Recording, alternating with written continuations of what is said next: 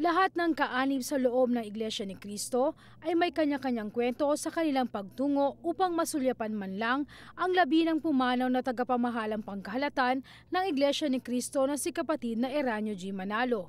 Isa sa mga ito ay ang kaanib ng Iglesia ni Cristo na si Mer Gutierrez. Nagmula pa siya sa Subic, Zambales.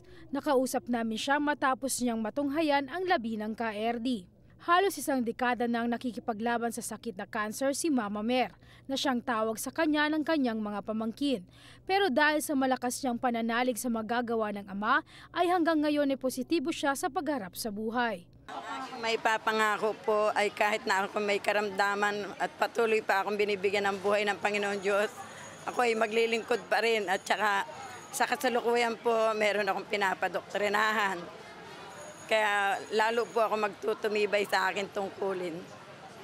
Bagamat siya ay may malalang karamdaman, hindi mo siya kakakitaan ng panghihina nang makita namin siya sa pila sa gitna ng malakas na ulan. Dahil ayon kay Mama Mer, wala ito kumpara sa hirap at sakripisyo ng tagapamahalang pangkahalatan.